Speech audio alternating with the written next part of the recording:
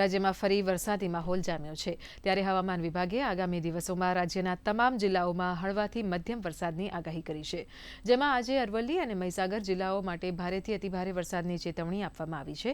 આ સાથે બનાસકાંઠા, વાવ-થરાદ, દાહોદ અને પંચમહાલમાં પણ ભારે વરસાદની આગાહી છે। આ દરમિયાન પવનની ગતિ 30 થી 40 કિલોમીટર પ્રતિ કલાકની આસપાસ રહેવાનું અનુમાન છે। તો રાજ્ય અને તેની આસપાસ કુલ 4 સિસ્ટમ સક્રિય હોવાથી આજે અને આવતીકાલે ભારે વરસાદની સંભાવના છે। દરમિયાન આજે સવારે 6 વાગ્યાથી બપોરે 2 વાગ્યા સુધી રાજ્યના 46 તાલુકાઓમાં સામાન્ય વરસાદ નોંધાયો છે। બીજી તરફ હવામાન વિભાગે આજે પૂર્વી રાજસ્થાન, હિમાચલ પ્રદેશ, ઉત્તરાખંડ અને મધ્યપ્રદેશમાં ભારે વરસાદનું ઓરેન્જ એલર્ટ જારી કર્યું છે, જ્યારે આવતીકાલ સુધી હરિયાણા, ચંદીગઢ, પંજાબ, ઉત્તર પ્રદેશ, બિહાર, વિદર્ભ, આસામ અને મેઘાલયમાં ભારે વરસાદની આગાહી છે। તો જમ્મુ કાશ્મીર, ઝારખંડ, કર્ણાટક, કેરળ, માહે, પશ્ચિમ બંગાળ, છત્તીસગઢ અને આંધ્રપ્રદેશમાં આવતીકાલ સુધી વીજળી અને વાવાઝોડાની શક્યતાઓ વ્યક્ત કરાઈ છે। આ ઉપરાંત આજે સાંજે દિલ્હીના મોટાભાગના વિસ્તારોમાં હળવો વરસાદ પડવાની સંભાવના છે।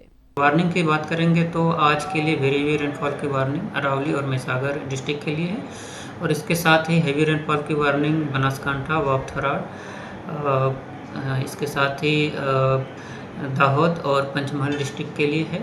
और थंडरस्टॉर्म की बात करेंगे तो आने वाले 3 दिनों के लिए थंडरस्टॉर्म की वार्निंग है और जो विंड की स्पीड होगी वो 30 से 40 किलोमीटर पर आवर के आसपास रहने का पूर्वानुमान है।